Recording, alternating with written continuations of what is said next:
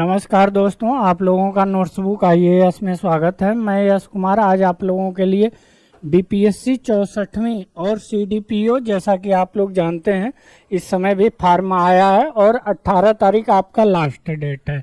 तो आप लोग यथाशीघ्र फार्म को सबमिट कीजिए और जो इसका परीक्षा है वो दिसंबर में है और उसके लिए एकदम पूरी तरह आप लोग लग जाइए। आइए हम लोग अपने सेक्शन पर बात करते हैं, जिसके लिए मैं वीडियो लेकर आया हूं। तो मेरा आज 64वीं BPSC CDPO और साथ ही साथ आपका PT का 2018 में जो पेपर हुआ है उसका इकोनॉमिक सेक्शन पर हम लोग चर्चा करेंगे और उसके सारे पहलुओं को टच करते हुए आगे बढ़ेंगे क्वेश्चन बाय क्वेश्चन। आइए हम लोग देखते हैं पहला क्वेश्चन।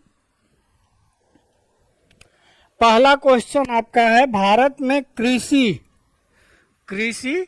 फसल वर्ष की अवधि होती है। हर चीज का, हर जितनी भी संस्थाएं हैं या कोई भी चीज है, भारत का भी फाइनेंशियल ईयर होता है। वैसे ही भारत में एक कृषि फसल वर्ष के बारे में यहाँ पूछा गया है। तो पहले हम लोग इस पर चर्चा कर लेते हैं, फिर बाद में फसल वर्ष होता क्या है उसके बारे में देखेंगे। सबसे पहला आपका ऑप्शन है 1 जनवरी से 31 दिसंबर, या तो आपका कैलेंडर वर्ष हो गया। फिर बाद में दूसरा आपका है 1 अप्रैल से 31 मार्च, यह वित्तीय वर्ष के रूप में जाना जाता है। और तीसरा आपका है 1 जून से 31 मई। उसके बाद अगला आपका है 1 जुलाई से 30 जून, और उस समय चूंकि ई ऑप्शन चलता था तो पांचवा आपका ऑप्शन है उपर्युक्त में से कोई नहीं ऑब्लिक उपर्युक्त में से एक से अधिक, यानी कि एक से अधिक अगर आपका ऑप्शन सही होता है तो आप ई ऑप्शन को सेलेक्ट करते हैं, अथवा अगर चारों आपको नहीं लग रहा है तो चारों में से फिर आप ई ऑप्शन को सेलेक्ट करते हैं। तो यहाँ पर हम लोग देख लेते हैं, यह जो आपका है यह कैलेंडर वर्ष के रूप में जाना जाता है। वहीं अगर बी की बात की जाए तो यह भारत सरकार का वित्तीय वर्ष है। यह वित्तीय वर्ष 2 कैलेंडरों को मिलाकर बनता है। मान लीजिए जैसे आपका 1 अप्रैल 2024 से कोई चालू हुआ, वित्त चालू हुआ, तो 2025 31 मार्च को वह वित्तीय वर्ष समाप्त हो जाएगा, तो यह भी आपका नहीं होगा। फिर वहीं आपका 1 जून से लेके 31 मई तक, तो यह भी आपका वित्तीय वर्ष नहीं है, फसल वर्ष नहीं है। वहीं आपका अगला है 1 जुलाई से लेके 30 जून तक, यही आपका फसल वर्ष है। जैसे आपका वित्तीय वर्ष होता है वैसे ही भारत कृषि प्रधान देश है और भारत के अर्थव्यवस्था का मेरुदंड के रूप में कृषि को देखा जाता है। उसके पीछे कारण यह है, आप लोग जैसा जानते हैं जीडीपी जो होता है वह आपका 3 कंपोनेंट से मिलकर बना होता है। सबसे पहला जो है, पंकज यहाँ तो आ नहीं रहा है, जीडीपी जो होता है सकल घरेलू उत्पाद, वह 3 कंपोनेंट से मिलकर बना होता है। सबसे पहले आपका जो आता है वह एग्रीकल्चर सेक्टर आता है, यानी कृषि क्षेत्र होता है, एग्रीकल्चर होता है। उसके बाद आपका होता है मैन्युफैक्चरिंग सेक्टर, या तो आप जिसको विनिर्माण क्षेत्र कहते हैं। फिर तीसरा जो होता है वह आपका सर्विस सेक्टर होता है।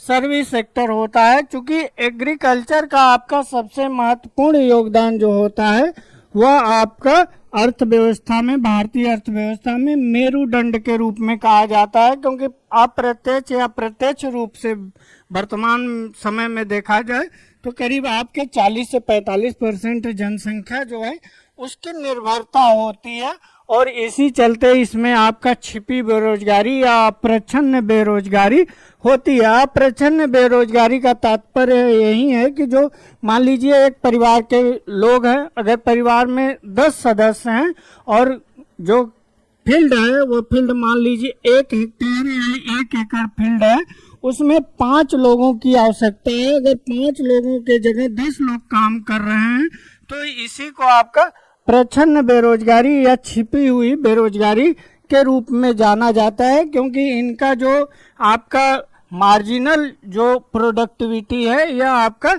0 हो जाती है जो अदर होते हैं।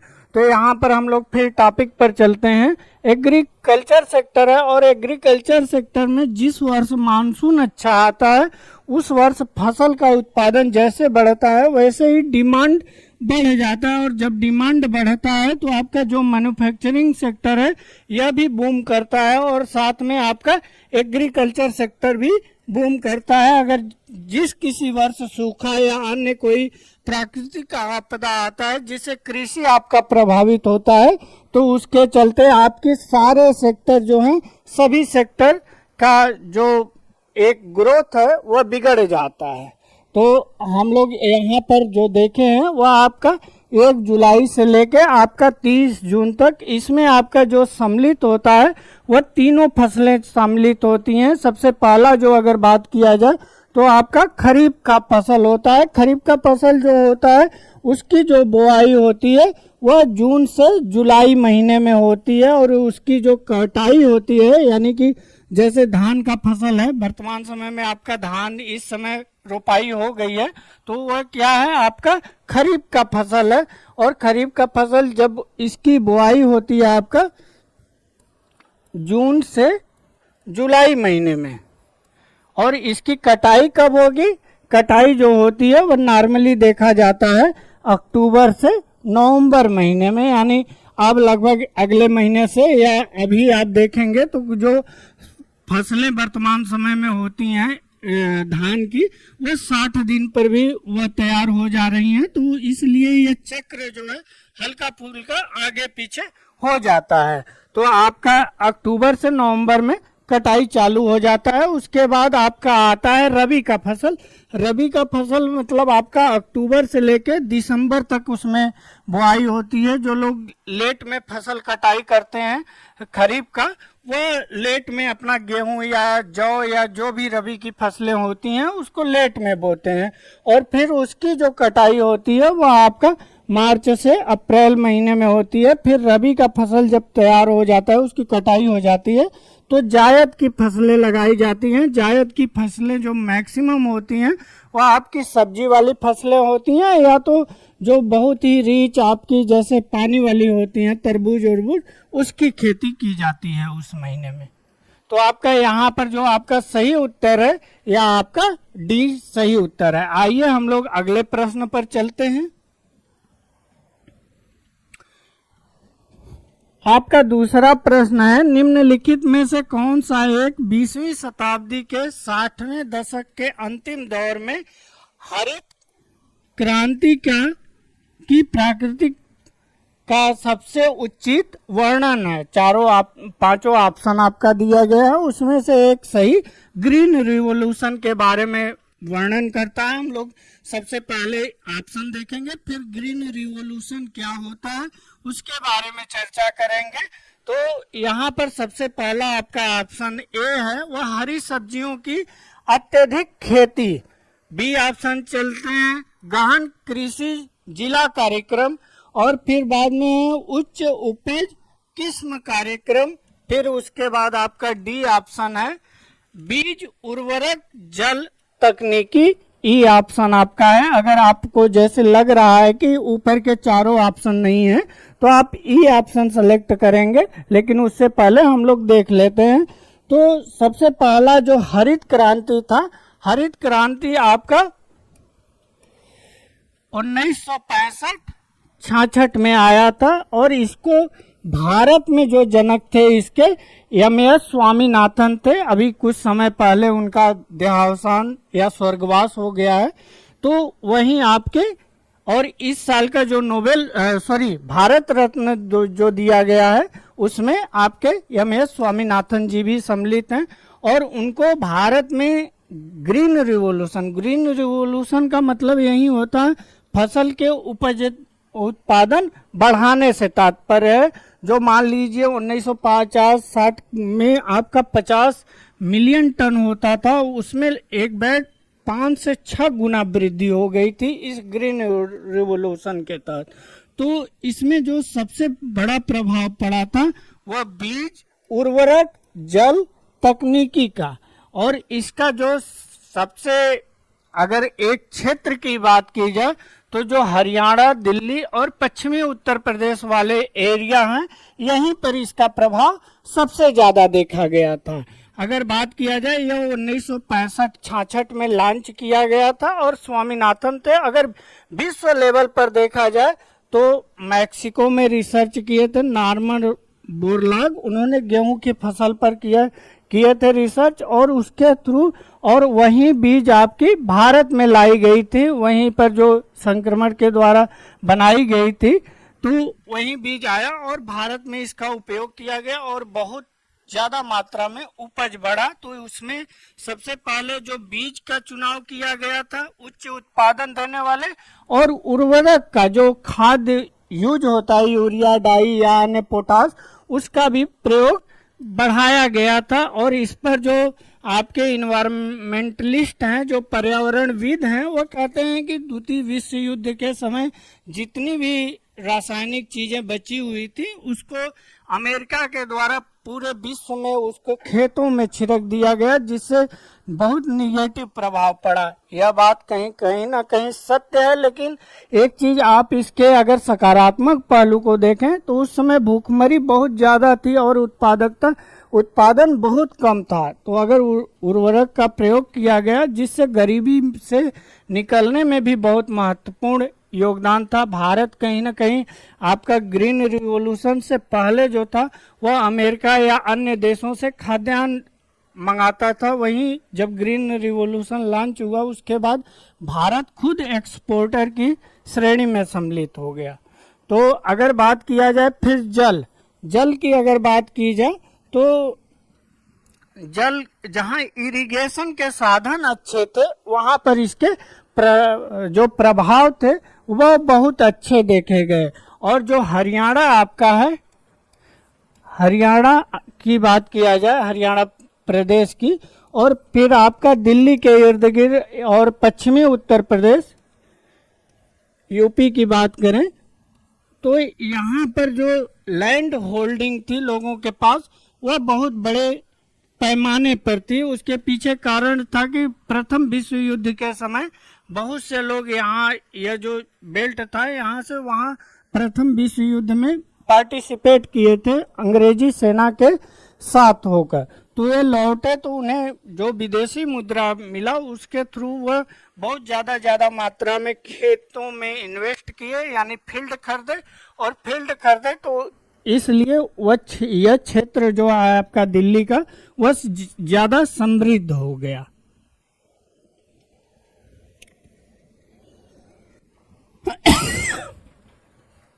क्षेत्र आपका सबसे ज्यादा जो हरियाणा वाला है और दिल्ली वाला एरिया है और पश्चिमी उत्तर प्रदेश, यह सबसे ज्यादा समृद्ध हो गया। और यहाँ पर अगर उत्तर के हिसाब से बात किया जाए तो जो डी ऑप्शन है यह आपका सही है। अगर गहन कृषि जिला कार्यक्रम की बात की जाए तो यह आपका 1965-66 से पहले 60 के आसपास यह लॉन्च की गई थी, और इसमें भी कृषि की उपजता या जो आपका जिला लेवल पर था, कृषि से में उत्पादन बढ़ाने के लिए ही यह कार्यक्रम था। आगे जाकर इसको जो मर्ज कर दिया जाता है वह ग्रीन रिवॉल्यूशन में मर्ज कर दिया जाता है। अगले प्रश्न पर हम लोग चलेंगे। सरकार की नीति मेक इन इंडिया का उद्देश्य है, जैसा कि आप लोग जानते हैं, यह जो लॉन्च हुआ था स्कीम, यह आपका 25 सितंबर 2014 को लॉन्च किया गया था। और इसको लॉन्च करने वाला जो मंत्रालय था वह मिनिस्ट्री का ऑफ कॉमर्स एंड इंडस्ट्री के द्वारा लॉन्च किया गया था। अब हम लोग आगे ऑप्शन पर चलते हैं। नौकरशाही के ढीलापन को दूर करना, फिर उसके बाद है लाल फीताशाही को हटाना, विनिर्माण लागत को कम करना, उत्पादन को प्रतियोगी बनाना।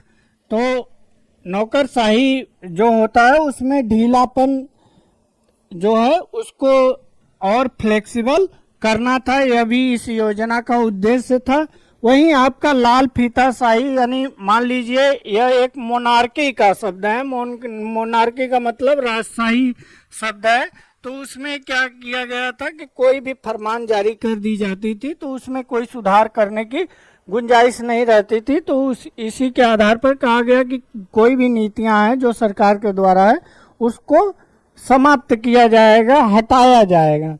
विनिर्माण लागत को कम करना, विनिर्माण लागत अगर कम होगा तो मान लीजिए कोई प्रोडक्ट है, कोई चीज बन रहा है मेक इन इंडिया के थ्रू, तो यह प्रोडक्ट सपोज दैट आपका प्रोडक्ट ए है, अगर बन रहा है, अगर इसका इनपुट कास्ट का मतलब समस्त रॉ मटेरियल जो इसमें लगे हैं, साथ ही साथ लेबर जो कास्ट लगा है, वह अगर ज्यादा होगा तो यह फाइनल जब गुड्स का रूप लेगा तो इसकी जो कास्ट होगी वह आपकी कास्ट बढ़ जाएगी। अगर यही इसी के समकक्ष मान लीजिए कोई देश है वो अपना बी प्रोडक्ट बना रहा है और दोनों एक ही समान है, तो यहाँ पर हमारा जो प्रोडक्ट है वह इस प्रोडक्ट से कम्पीट नहीं कर पाएगा प्राइस के मामले में, और जब कम्पीट नहीं कर पाएगा तो वह अपना मार्केट में जो स्थान बनाना चाहिए वह स्थान भी वह छोड़ देगा। अगर वही बात की जाए आपका उत्पादन को प्रतियोगी बनाना, और जब आपका मैन्युफैक्चरिंग कास्ट या तो अन्य जितने भी क्वालिटी या अन्य चीजें हैं वह अगर इनहेंस कर दी जाए तो आपका वो मार्केट में प्रतियोगी बन जाएगा। प्रतियोगी का मतलब मार्केट में कम्पीट करने लायक बन जाएगा अन्य प्रोडक्ट के मुकाबले। और यहाँ पर देश क्या करते हैं, वह अपने मान लीजिए उत्पाद लागत को कम अगर नहीं आया, चाइना के परिप्रेक्ष्य में देखें तो वह क्या काम करते हैं, कोई इलेक्ट्रॉनिक गुड्स मान लीजिए या कोई भी, वह अन्य देशों में जब एक्सपोर्ट करते हैं, सपोज दैट अगर भारत इंपोर्ट कर रहा है कोई इलेक्ट्रॉनिक आइटम चाइना से, अगर चाइना देखा कि ये कम्पीट नहीं कर पाएगा तो वहां पर डंपिंग कर देता है। डंपिंग करने के बाद यानी राशि पादन हिंदी में कहा जाता है, जब डंपिंग कर देगा यानी उसके कास्ट को कम कर देगा, जो मैन्युफैक्चरिंग कास्ट आया है तो कम करने के बाद फिर बाद में भारत सरकार को जब मालूम चलेगा तो भारत सरकार इस पर एंटी डंपिंग ड्यूटी लगा देगी, जिससे वह जो प्रोडक्ट भारत में आएगा उसका जो ओरिजिनल कीमत होगा उसके करीब हो जाएगा। यानी भारतीय मार्केट में अन्य जो प्रोडक्ट जो भारत के द्वारा बने हैं या विदेश के से आए हुए हैं दोनों की कीमतें समान हो जाएंगी।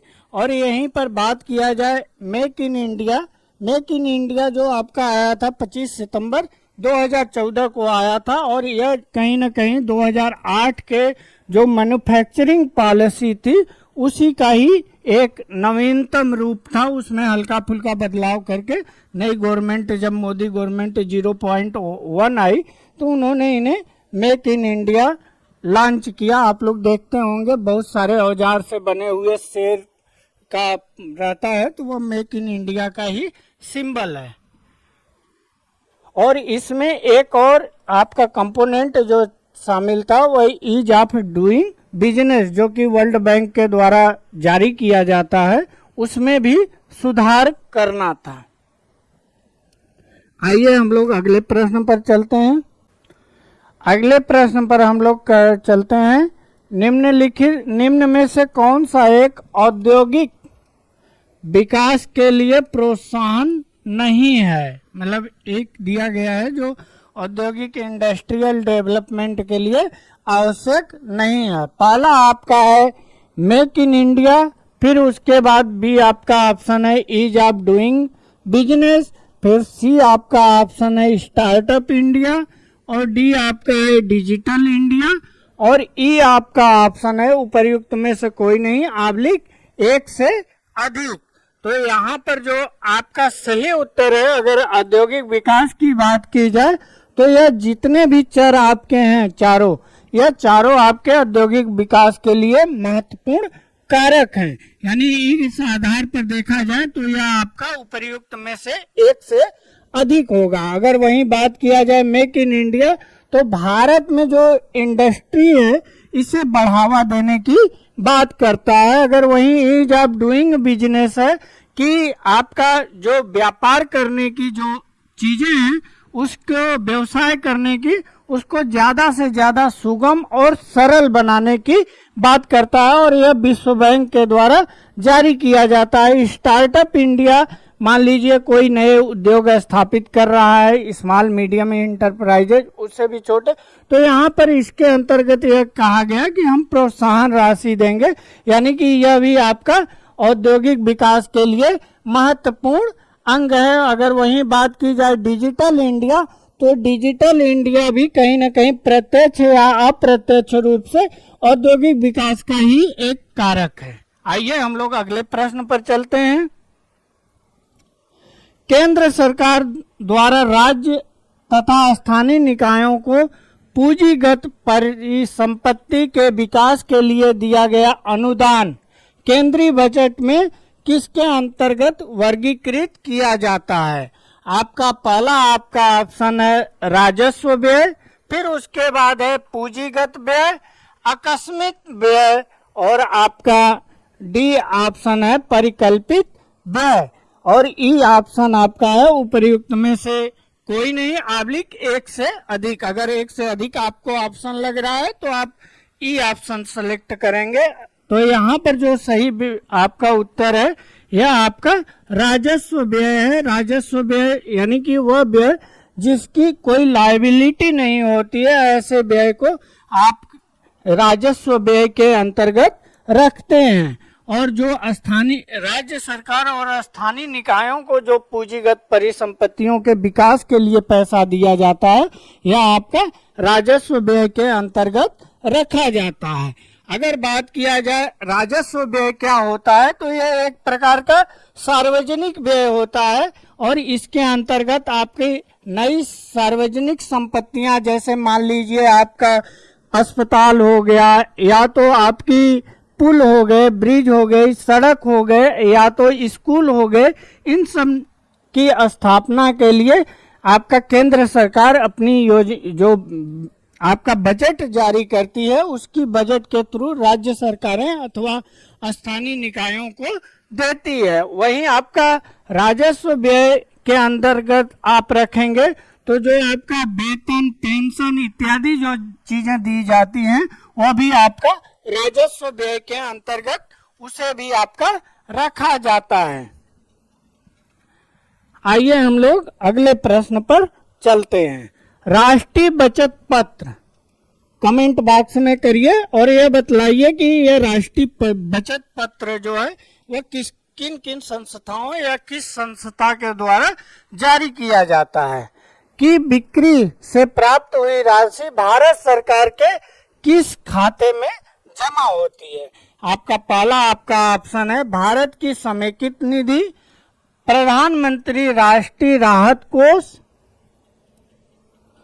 कोष, वहीं आपका सी ऑप्शन है भारत की सार्वजनिक निधि, और डी आपका ऑप्शन है भारत की आकस्मिक निधि। तो यह जो आपका सम्मिलित होता है यह आपका सी ऑप्शन सही है, भारत का सार्वजनिक निधि के अंतर्गत इसे सम्मिलित किया जाता है। अगर मान लीजिए भारत की जो निधि की बात की जाए, भारत सरकार की जो निधि होती है यह 3 निधि होती है। पहला तो आपका सार्वजनिक हो गया, और आपका ए जो है समेकित निधि या संचित निधि, और डी आपका भारत का जो आकस्मिक निधि, मान लीजिए बाढ़ या इत्यादि चीजें हो जाती हैं उस स्थिति में आपका आकस्मिक निधि का उपयोग किया जाता है। और सार्वजनिक निधि के अंतर्गत जितने भी आपके प्रोविडेंट फंड या पेंशन, या तो आपके केबीपी हो गया, किसान विकास पत्र, जो कि पोस्ट ऑफिस द्वारा जारी किया जाता है, और आपके अदर जो प्रोविडेंट फंड या तो पेंशन वाली चीजें होती हैं वह भी इसी निधि में जमा होती हैं, सार्वजनिक निधि में। अब हम लोग अगले प्रश्न पर चलेंगे। भारत सरकार की राजकोषीय घाटा निम्नलिखित में से किसके बराबर होता है? तो यहाँ पर जो आपका ए ऑप्शन है, कर्ज बनाने वाली पूंजीगत प्राप्तियां, कर्ज न बनाने वाली पूंजीगत प्राप्तियां, कर्ज बनाने और न बनाने वाली पूंजीगत प्राप्तियां। पूंजीगत प्राप्तियां राजस्व प्राप्तियों को देयकालिक राशि, और आपका ई ऑप्शन है उपर्युक्त में से कोई नहीं, आबलिक एक से अधिक। तो यहाँ पर जो आपका राजस्व राजकोषीय घाटा है, राजकोषीय घाटा है, इसके थ्रू जो होता है कर्ज बनाने वाली पूंजीगत प्राप्तियां होती हैं। क्योंकि सरकार जो होती है, मान लीजिए भारत सरकार है, तो जो भी सार्वजनिक पब्लिक यानी कि वेलफेयर वाली चीजें होती हैं, वहां पर अगर सरकार की इनकम मान लीजिए 1 रुपया होगा, तो अपना खर्च जो है 1 रुपया 20 पैसा या 10 पैसा या 5 पैसा जब भी होगा, इससे आपका यह खर्च जो होता है वह ज्यादा होता है। वहीं प्राइवेट सेक्टर जो होते हैं वह इससे कम खर्च करेंगे या तो उसके इक्विवेलेंट करेंगे। तो यही प्राइवेट और जो यूनियन या पब्लिक सेक्टर या गवर्नमेंट के जो द्वारा जो बजट बनाया जाता है, दोनों में बेसिक जो अंतर होता है यही अंतर होता है। अगर राजकोषीय घाटा की बात की जाए तो सरकार का जब कुल व्यय, यहाँ पर ध्यान दीजिएगा टर्मोलॉजी, यदि सरकार का कुल व्यय उसके कुल आय से ज्यादा हो जाए तो वहां पर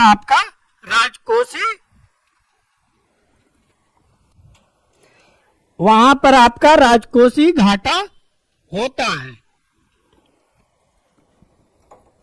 अब हम लोग इसको सूत्र के द्वारा समझ लेते हैं। अगर मान लीजिए अगर राजकोषीय घाटा कहा जाए,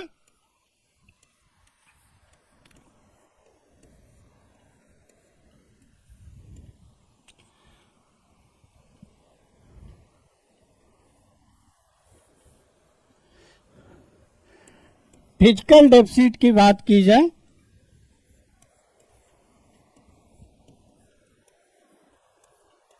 डेफिसिट की बात की जाए तो जो टोटल एक्सपेंडिचर होगा, यहाँ पर मैं संकेत के रूप में लिख दे रहा हूं TE, यह ध्यान दीजिएगा आप लोग। टोटल एक्सपेंडिचर जो है वह आपका ज्यादा होगा टोटल इनकम से, यानी टोटल जो रिसिप्ट होगा, प्राप्ति होगा, उससे ज्यादा होगा। और जो टोटल एक्सपेंडिचर होगा इसमें आपका रेवेन्यू एक्सपेंडिचर और आपका कैपिटल एक्सपेंडिचर दोनों आपका सम्मिलित होता है। वहीं यहाँ पर भी आपका टोटल रेवेन्यू और रिसिप्ट और आपका टोटल कैपिटल रिसिप्ट सम्मिलित होता है। जब इसको आप डिवाइड करते जाएंगे तो उसी तरह आपका फार्मूला बनता चला जाएगा। वह भी अक्सर परीक्षाओं में वहां से भी क्वेश्चन पूछ देता है।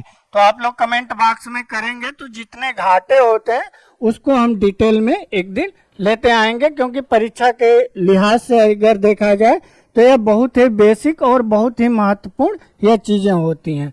तो यहाँ पर आपका जो ऑप्शन है, यह ऑप्शन आपका ए सही है। आइए हम लोग अगला प्रश्न पर चलते हैं। वस्तु एवं सेवा कर, आप लोगों के मन में जीएसटी आ गया होगा, गुड्स एंड सर्विस टैक्स, और यह कैसा टैक्स है? यह डेस्टिनेशन कर है। के संदर्भ में राजस्व तटस्थ कर दर का अर्थ क्या है, यहाँ पर पूछा गया है। सबसे पहले हम लोग चारों ऑप्शन देख लेते हैं और एक एक ऑप्शन पर डिटेल में चर्चा करेंगे। वह दर जिस पर राज्य एवं केंद्र सरकार के लिए कर राजस्व जीएसटी से पहले के समान रहे। वहीं आपका बी ऑप्शन है, कर दर केंद्र एवं राज्य के लिए समान रहेगा। वह कर जिस पर केंद्र एवं राज्य राजस्व समान रहे। आप लोग इसी से अंदाज लगा रहे होंगे कि बीपीएससी में किस पैटर्न पर आपका इकोनॉमिक्स का क्वेश्चन पूछा जाता है। और वहीं आपका डी ऑप्शन जो है वह राज्य से केंद्र के कर राजस्व का अनुपात बढ़ना चाहिए, वहीं ई ऑप्शन है आपका उपर्युक्त में से कोई नहीं, ऑब्लिक एक से अधिक। तो यहाँ पर जो सही उत्तर होगा वह आपका वह दर यानी कि वह रेट होता है जिस पर आपके राज्य एवं केंद्र सरकार के लिए कर राजस्व जो होता है वह जीएसटी से पहले के समान रहे। अगर बात किया जाए जीएसटी के बारे में, तो जीएसटी जो भारत में आया था, अगर इसकी इतिहास की बात की जाए, अब तो एक तरह से इतिहास के रूप में पढ़ाया जाएगा। जीएसटी जितने भी अर्थशास्त्री हैं या अर्थशास्त्र के विद्यार्थी हैं या जो तैयारी करने वाले हैं वह इसके बारे में पढ़ते होंगे। पहले सेन टैक्स, सेन वेट टैक्स, फिर आपका वैट आया, फिर वैट के ही आगे का जो था वह आपका जीएसटी आया था। अगर विश्व लेवल पर बात की जाए तो फ्रांस जो था वह पहला देश था जिसने 1954 में, याद रखिएगा आप लोग,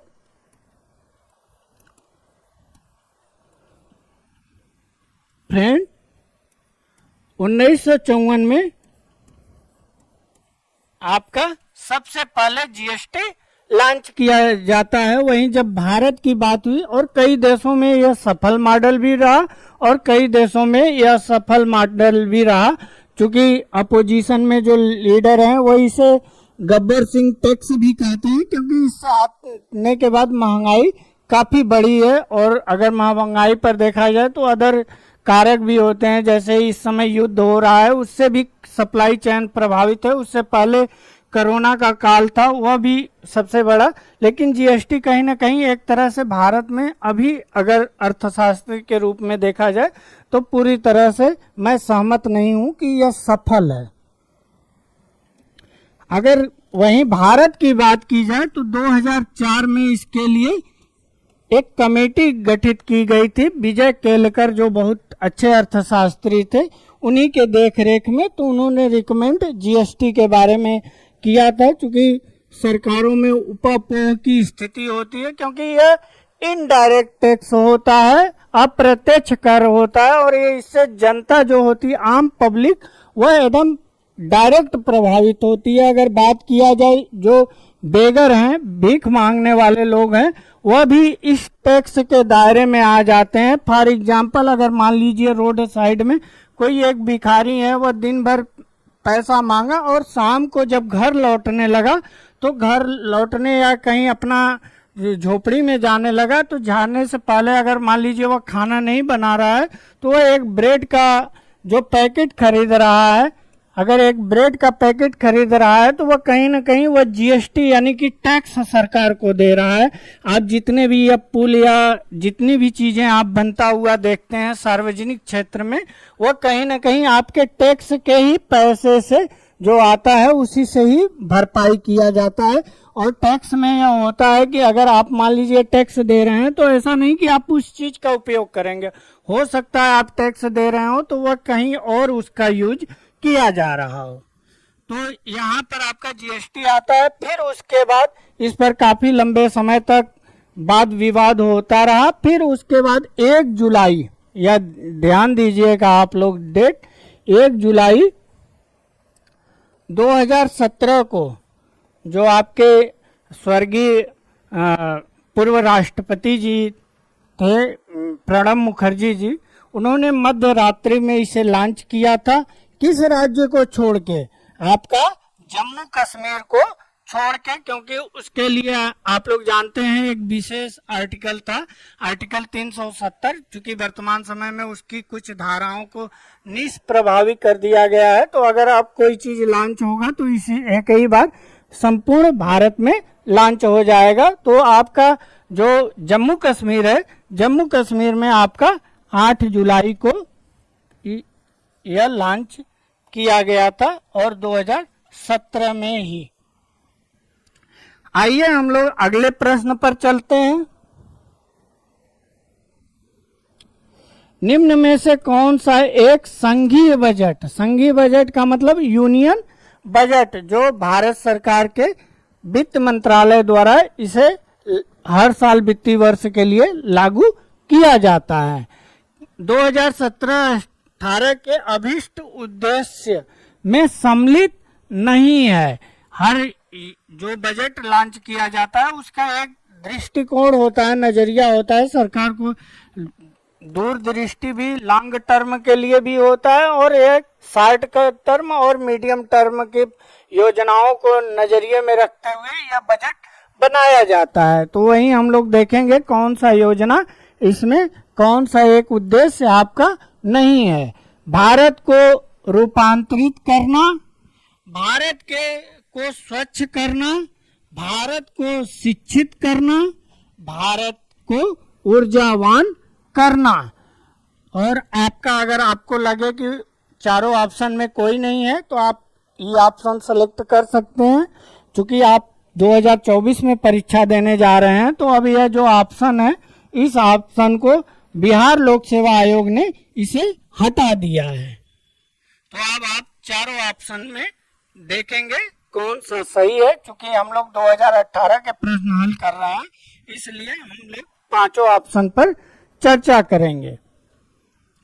तो जो आपका संघीय बजट 2017-18 का था, उसमें आपका रूपांतरित करना यानी ट्रांसफॉर्म करना भी शामिल था। वहीं आपका स्वच्छता को भी भारत सरकार ने प्राथमिकता दी थी और वहीं ऊर्जावान बनाना यह भी शामिल था। आपका जो सी ऑप्शन था यही आपका सम्मिलित नहीं था, यानी कि यहाँ पर सी ऑप्शन जो है वह सही है आपका।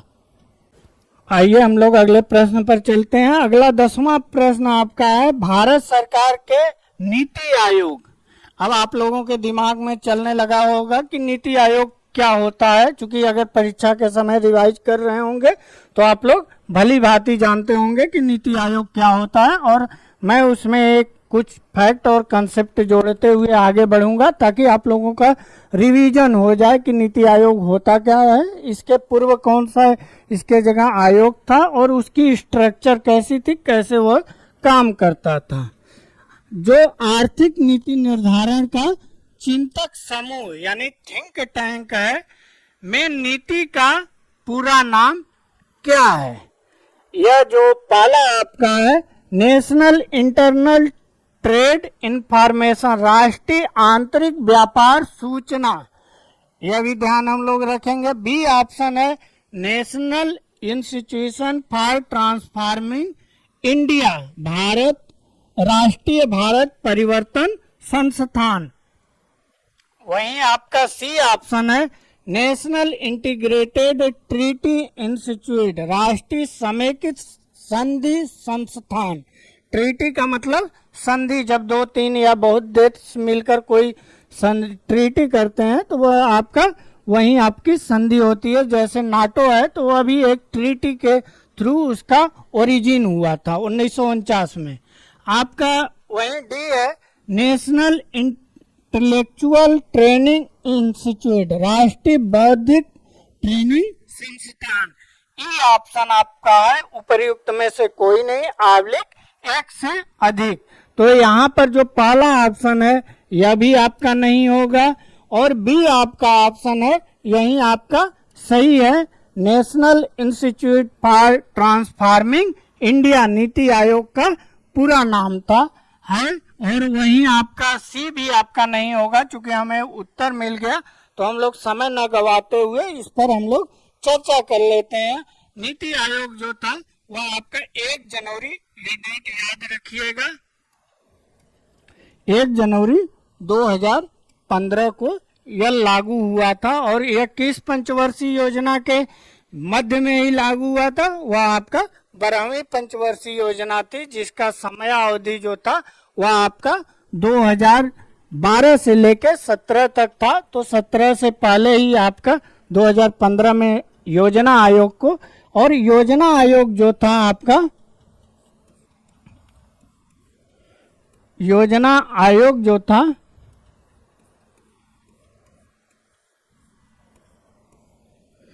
28 मार्च, यह डेट याद रखिएगा, 1950 को इसकी स्थापना की जाती है। और जो स्थापना की गई थी यह केसी नियोगी समिति के रिकमेंडेशन के आधार पर की गई थी। और यह कहाँ से, किस देश से यह लिया गया था? यह यूएसएसआर से लिया गया था। यूएसएसआर में जो योजना आयोग को वहां पर कहा जाता था घास प्लान, चूंकि यह आपका 1985 से 90 के पूर्व की घटना है, तो इस समय आपका सोवियत रूस आपका सम्मिलित था। यानी कि आप जो सेंट्रल एशिया के जो देश आप देखते हैं 10 देश हैं, जैसे उज्बेकिस्तान आपका और कई देश हैं, कजाकिस्तान है, इन सब देशों का जो समूह था वही आपका यूएसएसआर में आपका सम्मिलित था। 1985 के 90 के दौरान यह देश अपना स्वतंत्र होने लगे, अलग होने लगे।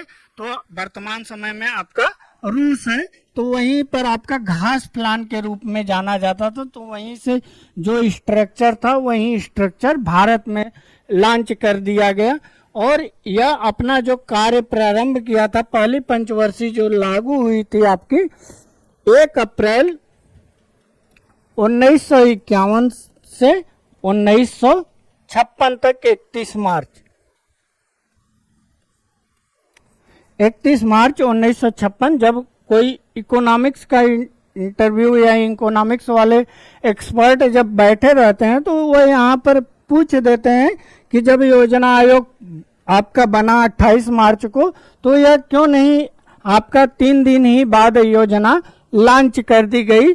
चूंकि आपकी जो योजना बननी थी वह योजना बनाने में समय ज्यादा लगता था। भारत की स्थिति उस समय अच्छी नहीं थी। आंकड़े जो थे आपके वह अंग्रेजों के द्वारा इकट्ठा किए जाते थे और अंग्रेज जो आंकड़े इकट्ठे करते थे वह अपने मतलब के लिए, जिससे वह ज्यादा से ज्यादा भारत का शोषण कर सकें आपका। इसीलिए जो था, जैसे मान लीजिए भारत औपनिवेशिक इरा से बाहर हुआ था, भारत में जितने भी आंकड़े थे वह आपका अंग्रेजों के द्वारा प्रयोग में लाए गए थे और अंग्रेज उन्हीं आंकड़ों को इकट्ठा रखते थे जहां से उनको यूज उनके लाभ के लिए होता था, लाभ के लिए, यानी कि वो शोषण कर सके, यानी कि वहां से धन या तो अन्य चीजें ज्यादा से ज्यादा संसाधनों का उपयोग कर सकें। तो इस दृष्टि से था, तो वह आंकड़ों को व्यवस्थित करना और प्लान बनाने में एक लंबा समय चाहिए था। इसलिए अगले साल 1 अप्रैल 1951 को पहली पंचवर्षीय योजना लागू हुई थी और पंचवर्षीय योजना के बीच में वार्षिक योजना या योजना अवकाश के रूप में देखा जाए तो सबसे पहला जो योजना अवकाश हुआ था वह आपका 1966 से लेके 1969 तक हुआ था। यह 3 वर्षों के लिए, चूंकि उस समय महंगाई बहुत ज्यादा बढ़ गई थी, क्योंकि 1962 में आपका इंडो चाइना भारत और चीन युद्ध हुआ था। उसमें हम लोगों को बहुत ज्यादा मात्रा में संसाधनों की हानि हुई थी और कहीं न कहीं हमें एक तरह से हमारे ऊपर बहुत निगेटिव इम्पैक्ट पड़ा था। और इसी के युद्ध के बाद आपका जो 1962 की लड़ाई के बाद आपका पंडित जवाहरलाल नेहरू का 1964 में आपका मृत्यु हो जाता है और उसके बाद आपका 1965 में जो हमारा पड़ोसी मुल्क है, यानी कि जिसको हम लोग पैदा किए हैं, वह पाकिस्तान, वह फिर अपने नापाक इरादों के साथ हमला कर देता है। क्योंकि उस समय आपके लाल बहादुर शास्त्री जी भारत के प्रधानमंत्री थे और उनको जितना ही कमजोर प्रधानमंत्री के रूप में देखा जाता था, लेकिन डिसीजन लेने के मामले में इंदिरा गांधी और पंडित जवाहरलाल आपके लाल बहादुर शास्त्री या अन्य प्रधानमंत्रियों को देखा जाए तो उसी क्रम में ये लोग आते हैं जो कि बोल्ड डिसीजन लिए और उस डिसीजन का ऐसा परिणाम हुआ कि पाकिस्तान बुरी तरह से इस युद्ध में पराजित हुआ। क्योंकि कोई भी युद्ध होता है, जैसे वर्तमान समय में इस समय आपका गल्फ कंट्रियों में युद्ध चल रहा है, इजराइल और ईरान कहीं ना कहीं अप्रत्यक्ष रूप से आ गए हैं, तो उससे जो देश लड़ते हैं उसमें जो डायरेक्टली इन्वॉल्व होते हैं उन पर बहुत ज्यादा निगेटिव इम्पैक्ट पड़ता है। वहाँ के संसाधन बहुत ज्यादा मात्रा में यूज होते हैं और साथ ही साथ महंगाई एक बैग बढ़ जाती है और अन्य देशों पर भी नकारात्मक प्रभाव इसका देखा जाता है। युद्ध को शुरुआत करना बहुत आसान है, लेकिन उसको अंत करना यानी उसे समेटना उतना ही मुश्किल है। और उसके बाद देखा जाए तो भारत का जो कृषि क्षेत्र था वह भी बहुत उस समय पुअर था, क्योंकि सूखा बहुत ज़्यादा पड़ता था, इसलिए उत्पादन पर भी बहुत नकारात्मक प्रभाव था। तो यहाँ पर आपका वित्त की कमी हुई थी, इसीलिए 1966 से लेकर 69 तक आपका एक वर्षीय या वार्षिक योजना या तो इसी की योजना अवकाश के रूप में जाना जाता है। फिर आपका आता है 1979 से आपका 80 को भी एक वर्ष योजना अवकाश के रूप में जाना जाता है। चूंकि जनता पार्टी आती है, वो आपका छठी पंचवर्षीय योजना को समाप्त करके फिर योजना के रूप में लॉन्च करती है। तो यहाँ पर आपका फिर आपकी इंदिरा गांधी पुनः प्रधानमंत्री होती हैं, तो वह 1980 से 85 तक आपकी नवीन योजना लॉन्च करती हैं और इसे एक साल आपका गैप के रूप में मान लिया जाता है। वहीं वित्तीय संकट आया था 1990 के दशक में, तो 1990 से आपका 92 का जो समय था, यह भी आपका योजना अवकाश के रूप में जाना जाता है। यानी 2 साल यह हो गया, 1 साल आपका यह हो गया और 3 साल यह, 4, 2, 6 साल। अगर आपको पूछा जाए, परीक्षाओं में पूछता भी है कि योजना अवकाश कितने वर्षों के लिए अवधि के लिए था, तो वह आपका सही उत्तर होगा 6 वर्षों के लिए था। तो यहाँ पर अगर बात किया जाए नीति आयोग का, तो नीति आयोग का जो गठन के पीछे सबसे बड़ा कारण था कि जो सरकारें होती हैं, आप लोग जैसा जानते हैं भारत में यूनियन या तो क्वासी फेडरल के रूप में जाना जाता है। हमारे जो सर हैं कुंजेश सर, वो बहुत अच्छा पॉलिटी पढ़ाते हैं, वह इस समय आपका PYQ सॉल्व करा रहे हैं, तो उनकी क्लास को भी आप लोग फॉलो कीजिए, क्योंकि वह बहुत अच्छे तरीके से समझाते हैं। तो यहाँ पर जब आपका क्वासी फेडरलिज्म है, यानी कि आपका अर्ध क्या कहा जाए, तो उस रूप में है। पंकज थोड़ा रोक दीजिएगा। भारत जो है आपका यूनियन है और इसे अर्ध संघीय यानी कि क्वासी फेडरल के रूप में जाना जाता है।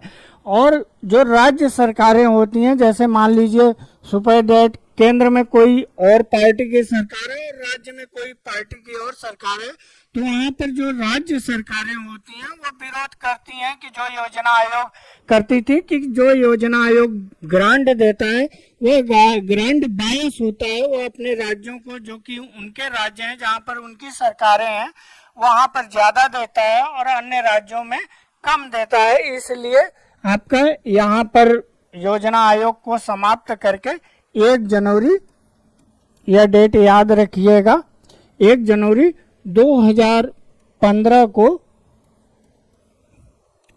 आपका नीति आयोग की स्थापना की गई। आप लोग इस पर, आप लोगों के लिए क्वेश्चन भी आता है टिप्पणी करने के लिए या वैसे, तो आप लोगों को एक समग्र जानकारी मिल गई होगी। आइए हम लोग अगले प्रश्न पर चलते हैं। 12वीं पंचवर्षीय योजना के दौरान कृषि एवं सहायक क्षेत्र के लिए निम्न में से किस एक औसत वार्षिक विकास दर का लक्ष्य रखा गया था? औसत वार्षिक विकास दर, यहाँ पर पंचवर्षीय योजना 12वीं पंचवर्षीय योजना की बात की गई है, तो आपका 2012 से लेके आपका 17 तक का समय है। तो इस जो 5 वर्ष में है, सुपर दैट मान लीजिए 20% की दर से टोटल आपका प्राप्त हुआ, तो इसमें से 5 से डिवाइड कर देंगे तो यह आपका वार्षिक औसत प्राप्त हो जाएगा। तो यदि बात की जाए आपका ऑप्शन पर, तो पहला जो ऑप्शन है वह 3% की बात करता है, वहीं बी जो ऑप्शन है 3.5% की बात करता है, वहीं आपका सी ऑप्शन है 4% की बात करता है, डी ऑप्शन आपका 4.5%, ई ऑप्शन अगर ऊपर में से कोई नहीं है तो ई ऑप्शन चुनेंगे, या तो एक से अधिक लग रहा है तभी ई ऑप्शन चुनेंगे। क्योंकि यहाँ टारगेट लक्ष्य की बात किया गया है, तो कोई एक ऑप्शन या तो होगा या तो नहीं होगा, यानी कि एक से अधिक नहीं होगा। अगर बात किया जाए औसत विकास दर की, तो कृषि क्षेत्र का जो टारगेट रखा गया था वह आपका 4% रखा गया था, चूंकि यह रिव्यू नहीं हो पाया क्योंकि मिड टर्म में यानी कि 2014 के बाद आपका योजना आयोग समाप्त कर दिया गया, उसके जगह नीति आयोग 1 जनवरी को आ गया। वहीं अगर इस 12वीं पंचवर्षीय योजना का मुख्य विषय यानी कि थीम की बात की जाए तो जो थीम रखा गया था वह आपका फास्टर यानी कि तीव्रतम और आपका sustainable and more inclusive growth की बात की गई थी। इसका मुख्य जो लक्ष्य था वह यही था और उसके अंतर्गत कई जो लक्ष्य थे वह निर्धारित थी। फास्टर का तात्पर्य होता है कि हम जो विकास दर को हासिल कर रहे हैं इस विकास दर को, इस समृद्धि को और तेजी में बढ़ाएंगे, यानी कि अगर हम 8% हासिल कर रहे हैं तो इसको डबल डिजिट में ले जाएंगे। अगर वहीं बात किया जाए आपका सस्टेनेबल का मतलब यही होता है सतत का, कि हम एक ऐसा विकास, एक ऐसा समृद्धि या एक ऐसा विकास करेंगे जिसके द्वारा अगर किसी चीज का उपयोग वर्तमान समय में हो रहा है तो आने वाली पीढ़ी भी उसी को उपभोग कर सके। अगर यही बात की जाए मोर इंक्लूसिव, तो मोर इंक्लूसिव का मतलब 11वीं पंचवर्षीय योजना तक अगर मान लीजिए जितने लोग छूट गए हैं उनको और लोगों को विकास की मुख्य धारा में जोड़ेंगे। आइए हम लोग अगले प्रश्न पर चलते हैं। निम्नलिखित में से कौन सा /C निवेशक एजेंसी भारत सरकार की प्रतिभूति या खरीद सकता है सकती है?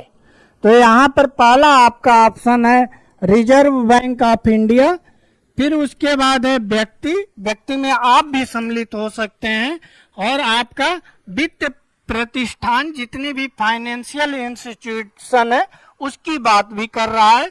तो यहाँ पर 3 स्टेटमेंट दे दिया गया है और नीचे कूट के माध्यम से हम लोगों को सेलेक्ट करना है। तो भारत के जो प्रतिभूति है यानी कि सिक्योरिटी है, जो बॉन्ड है, उसको खरीदने के लिए आपका रिजर्व बैंक भी खरीद सकता है, और आपका व्यक्ति कोई भी पर्सन अगर भारत में रह रहा है या कोई भी पर्सन हो वह भी आपका खरीद सकता है। वहीं आपके वित्त प्रतिष्ठान जो हैं वह भी खरीद सकते हैं। ऐसी स्थिति आरबीआई भी ऐसी स्थिति भी लागू करती है। इसके थ्रू क्या होता है कि जो मार्केट में जो एक्स्ट्रा वित्त है यानी कि जिसके द्वारा इन्फ्लेशन या तो महंगाई बढ़ रही है तो उसे सिंक करने के लिए, सोखने के लिए आपकी ऐसी प्रतिभूतियां जारी की जाती हैं। या तो सरकार को कोई स्कीम या योजनाओं में पैसा डालना रहता है, पैसे की कमी होती है, तब भी ऐसी प्रतिभूति जारी करती है, और वह एक बॉन्ड सिक्योरिटी पेपर की तरह होता है। उस पर सारी चीजें लिखा रहता है कि इतने समय बाद आपको इतने पैसे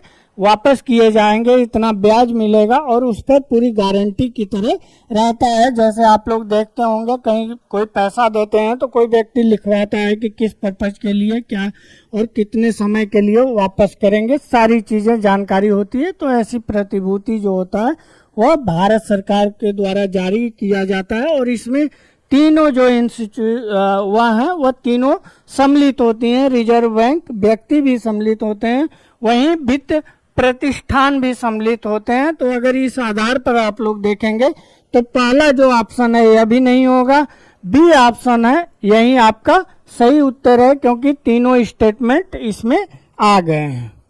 अगर बात किया जाए रिजर्व बैंक की स्थापना की, तो रिजर्व बैंक का जो स्थापना हुआ था वह 1 अप्रैल, डेट याद रखिएगा, इससे भी क्वेश्चन पूछ देता है, 1935 में किया गया था। उस समय आपका इसका मुख्यालय जो था वह आपका कोलकाता में था, और 1937 तक आपका वहीं पर मुख्यालय रहता है। फिर उसके बाद बॉम्बे में, वर्तमान समय तक बॉम्बे में ही है, और इसमें जो 1 गवर्नर होते हैं, 4 डिप्टी गवर्नर होते हैं, और 20 सदस्यों का इसमें बोर्ड ऑफ डायरेक्टर होते हैं, जो कि नीतियों अन्य चीजों पर मंतव्य करते हैं।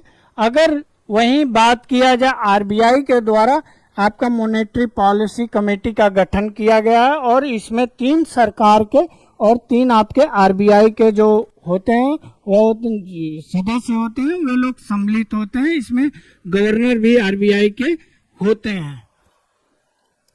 आइए हम लोग अगले प्रश्न पर चलते हैं।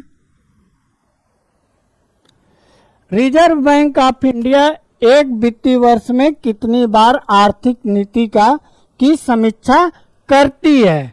यहाँ पर आपका है द्विमासिक यानी 2-2 माह पर द्विमासिक, और यहीं पर आपका है 3 माही, वहीं आपका है अर्धवार्षिक या वार्षिक। तो जो रिजर्व बैंक है वह आपका मिनिमम जो है वह 6 बार आपका करती है। तो अगर इस आधार पर देखा जाए तो जो ई ऑप्शन है यही आपका सही है। अगर इसको डिटेल में समझा जाए तो आपका इसकी जो आर्थिक नीति की जो समीक्षा होती है, यह समीक्षा आपका मॉनेटरी पॉलिसी कमेटी द्वारा किया जाता है। और इस कमेटी में जो इसकी रिकमेंडेशन जो दिया गया था, यह उर्जित पटेल कमेटी के द्वारा दिया गया था। और यह उर्जित पटेल का समिति जो था यही ने दिया था। और यह जो कहीं ना कहीं यह कंसेप्ट जो लिया गया था वह अमेरिका के द्वारा लिया गया था। और इसके पीछे एकमात्र अगर कारण प्रमुख रूप से देखा जाए तो भारत में जो आपके जैसा जानते हैं सोर्स ऑफ जो मनी है, अगर मुद्रा का जो स्रोत होता है वह 2 तरीके से होता है, या तो बजट के द्वारा है या तो फिर बाद में बैंकिंग सिस्टम है उसमें आरबीआई जब पैसा डाले तो उसके द्वारा मार्केट में पैसा आता है। तो यहाँ पर दोनों जो आपके सरकार है और आरबीआई, इसमें कहीं ना कहीं कन्फ्लिक्ट रहता था। कन्फ्लिक्ट इन सेंस भारत सरकार कही कि इस बार मॉनेटरी पॉलिसी में हो सकता है बैंक रेट या एसएलआर आपका सीआरआर घटाया जाए, या कभी कभी कहती थी बढ़ाया जाए, क्योंकि इससे अर्थव्यवस्था पर में बहुत ज़्यादा इन्फ्लेशन है। लेकिन आरबीआई जब अपनी नीतियों की घोषणा करती थी पहले, तो वह इस चीज़ को कभी कभी इग्नोर कर देती थी। तो इससे कहीं ना कहीं भारत सरकार को लगा कि मेरा भी डिसीजन मेकिंग में भूमिका होना चाहिए। उसी भूमिका को देखते हुए एमपीसी का गठन किया गया। 3 आपके भारत सरकार के द्वारा नियुक्त मेंबर होते हैं और 3 जो होते हैं आरबीआई के द्वारा नियुक्त मेंबर होते हैं। आइए हम लोग आगे चलते हैं। रिजर्व बैंक ऑफ इंडिया निम्नलिखित में से किस मुद्रास्फीति सूचकांक का मुद्रास्फीति लक्ष्य के एंकर के रूप में उपयोग करती है?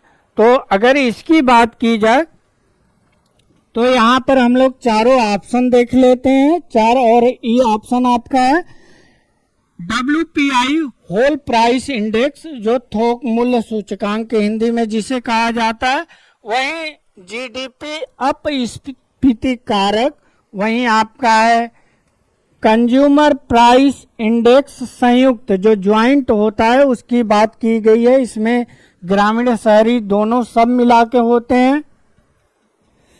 अगर वहीं बात किया जाए डी की तो यह आपका सीपीआई इंडस्ट्रियल कर्मी, या तो इसको सीपीआई आपका IW के रूप में भी जाना जाता है। तो यहाँ पर जो सही उत्तर है यह आपका सीपीआई संयुक्त है, क्योंकि जब भी आरबीआई अपनी मौद्रिक नीति या मुद्रास्फीति के लक्ष्य की समीक्षा करती है तो एक उपयोगी जो कारक है वह आपका सीपीआई संयुक्त होता है। अगर सीपीआई की बात की जाए तो सबसे पहले हम लोग देखते हैं मुद्रास्फीति सूचकांक। तो मुद्रास्फीति सूचकांक के अंतर्गत यह देखा जाता है कि एक मान लीजिए एक टोकरी बना दिया गया, इन सेंस सुपर दैट एक डिजिटली टोकरी के रूप में बना दिया गया और इसमें छोटे छोटे आपके गुड्स सर्विसों का एक सीरीज बना दिया गया और यह कहा गया कि इनका अगर महंगाई बढ़ रहा है तो यह माना जाएगा इनके उसमें प्राइस में इंक्रीज होगा, तो इससे माना जाएगा तो कि आपकी मनी इन्फ्लेशन यानी कि इन्फ्लेशन है, अगर यही इनके प्राइस में कमी आ रही है तो मुद्रास्फीति जो है वह नीचे जा रहा है।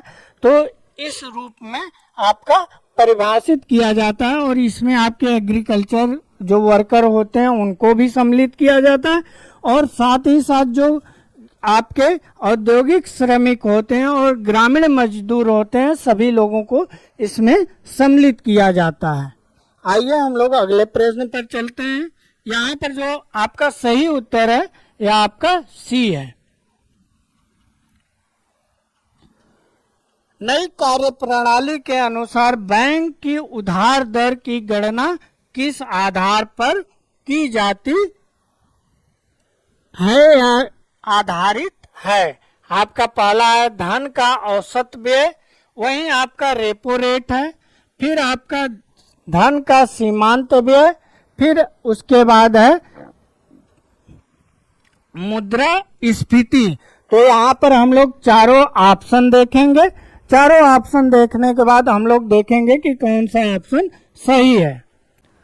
तो यहाँ पर जो अगर धन का औसत व्यय की बात की जाए तो बैंक की उधार की गणना जो की जाती है यह आपका औसत व्यय के आधार पर नहीं की जाती है, क्योंकि इसमें सभी बैंकों को मिलाकर एक औसत निकाल दिया जाता है, इससे सही आंकड़ा नहीं निकलता है। वहीं अगर रेपो रेट की बात की जाए तो यह शॉर्ट टर्म के लिए होता है, एक कम अवधि के लिए होता है और यह आरबीआई के द्वारा लागू किया जाता है, यह भी आपका नहीं है। अगर वहीं धन का सीमांत व्यय की बात की जाए तो यह आपका सबसे अच्छा कंपोनेंट है। यहाँ पर अगर सीमांत व्यय की बात की जाए तो मान लीजिए कोई सीमांत व्यय कैसे परिभाषित करें।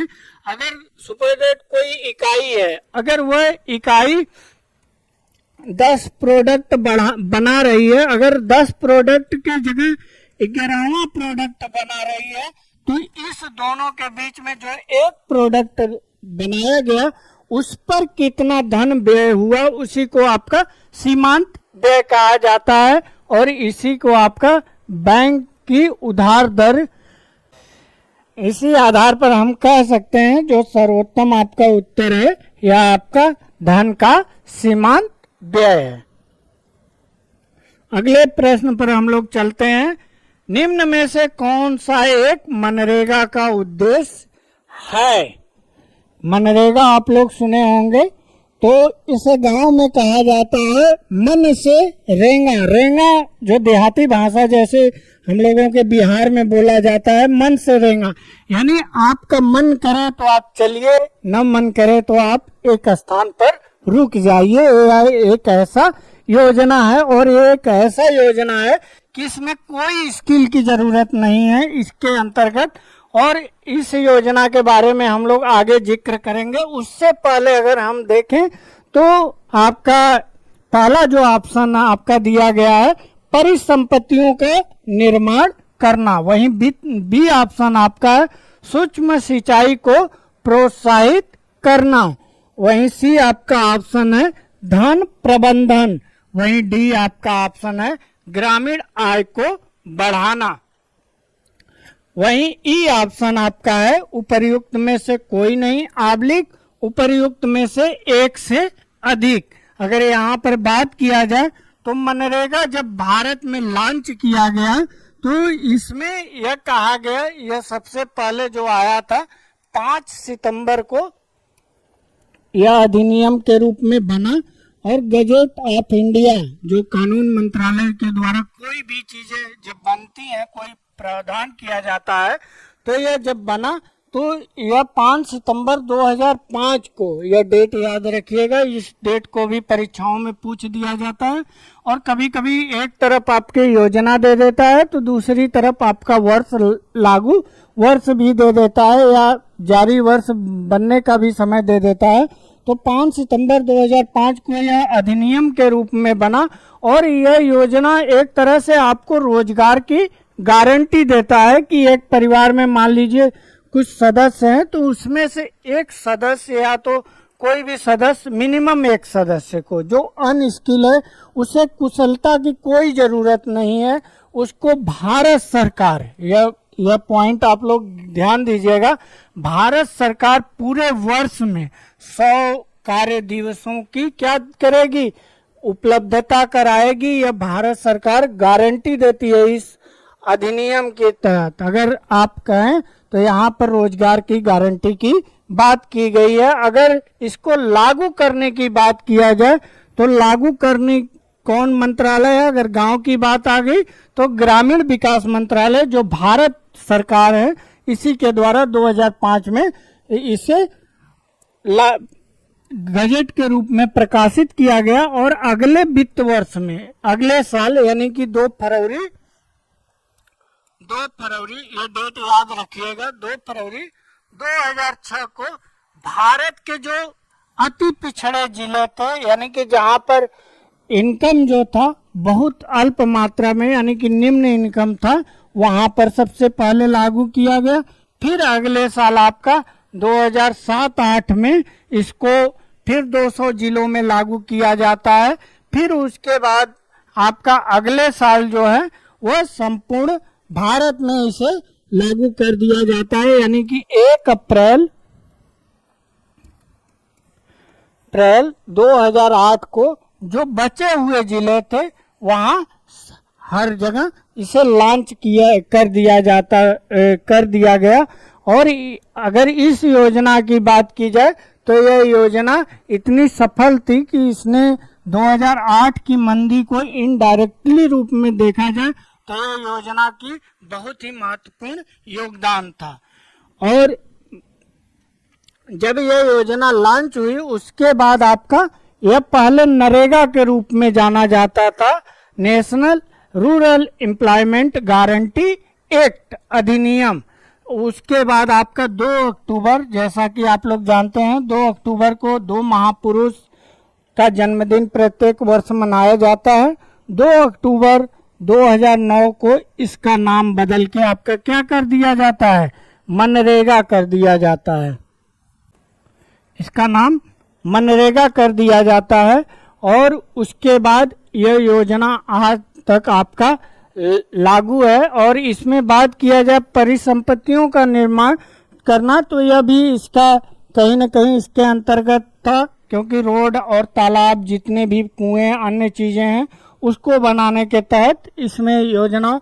और वहीं सूक्ष्म सिंचाई को प्रोत्साहित करना, जैसे आप छोटे छोटे तालाब या अन्य चीजों का जो निर्माण किया जा रहा है उसके तहत सूक्ष्म कृषि, जो माइक्रो इरिगेशन है, उसको भी प्रोत्साहित। जल प्रबंधन की बात की जाए तो अगर तालाब गांव में बन रहा है या तो कोई कुआं इसके तहत बन रहा है, तो अभी आपका मनरेगा के तहत आप लोग देखे होंगे कि गांव में जो अनस्किल लेबर होते हैं वे लोग काम करते हैं, तो वह कभी कभी जाकर आपके बड़े बड़े तालाबों के खुदाई करते हैं, उसका निर्माण करते हैं, तो वह भी आपका जल प्रबंधन यानी कि वाटर मैनेजमेंट के तहत ही वह आता है। आप भूजल देखेंगे तो दिन पर दिन भारत का जो भूजल है वह डाउन होता चला जा रहा है। और उससे तहत जैसे आर्सेनिक है, अन्य चीजें, वह केमिकल हैं, उसकी मात्रा बढ़ रही है। और उसके तहत आपके बहुत सारे जो वाटर जनित जो रोग होते हैं, जैसे हड्डियों का गलना या हड्डियों पर बहुत ज़्यादा आप देखेंगे तो पीला पीला टाइप का वो पड़ता चला जाता है, या हड्डियां विकृत हो जाती हैं, तो अभी आपका कहीं ना कहीं दूषित जल का ही कारण होता है। तो अगर वाटर मैनेजमेंट होता है तो आपका जो ग्राउंड वाटर है वह बढ़ जाता है, जिससे आपको अच्छी क्वालिटी में वाटर मिलता है। तो यह भी आपका ऑप्शन सही है। अगर गांव में हर परिवार को एक एक दिन का आप रोजगार दे रहे हैं, 100 दिन का, तो जब रोजगार देंगे तो उनको भारत सरकार पैसा भी देगी। अगर भारत सरकार पैसा देगी तो उनके यहाँ आय का जो स्रोत है या आपका स्रोत बढ़ जाएगा।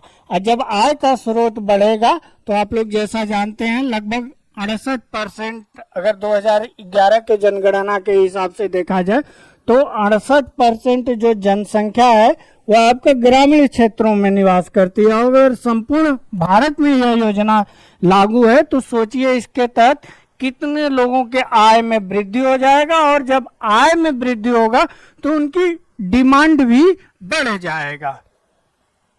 अगर इस वर्ष की बात की जाए तो इस वर्ष जो इस योजना में बजट भी पूछ देता है, तो 2024-25 के लिए जो रखा गया है वह आपका 86,000 करोड़ रुपया रखा गया है। चूंकि सरकार इसमें वित्त धीरे धीरे उतनी तेजी में नहीं बढ़ा रही है जितनी तेजी में इसमें पर डे आपका जो लेबर दिया जाता है, मेहनताना मजदूरी का, उस हिसाब से इसमें पैसा नहीं रखा गया है। और वहीं एक दो और फैक्ट की बात कर लीजिए तो यहाँ केंद्र राज्य का जो योगदान होता है वह आपका 75 और 25 के रेशियो में होता है। यानी जो 100 रुपया मान लीजिए दिया जाता है, बनाया गया है कि 100 रुपया पर डे के हिसाब से देंगे, तो यहाँ पर 75 रुपया जो देगी वो भारत सरकार देगी, वहीं 25 रुपया जो है वह आपका राज्य सरकार देगी। इसमें यह कहा गया, और वहीं साथ ही साथ यह भी कहा गया 1/3 जो होंगी इसमें महिलाएं होंगी। तो अगर इनडायरेक्टली रूप में देखा जाए तो महिलाओं को एम्पावरमेंट यानी सशक्तिकरण करने के लिए भी इसमें लक्ष्य रखा गया था। तो यहाँ पर जो ई ऑप्शन होगा यही ई ऑप्शन आपका सही होगा। आइए हम लोग अगले प्रश्न पर चलते हैं। अगला प्रश्न है, इसमें से किसने गरीबी निवारण के प्रभावपूर्ण अस्त्र के रूप में स्वयं सहायता समूह के विचार को दिया था? आपके सामने ऑप्शन है।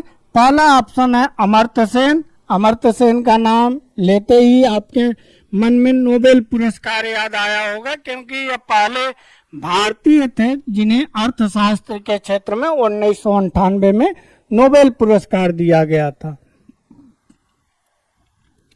मोहम्मद यूनुस जो हैं वह आपके वर्तमान समय में, जैसा कि आप लोग जानते हैं, बांग्लादेश में अभी कुछ समय पहले राजनीतिक अस्थिरता की स्थिति उपजी थी, और जिसके चलते वहां पर शेख हसीना जो थी वह देश से उन्हें बाहर निकलना पड़ा, क्योंकि ऐसी स्थिति आ गई थी।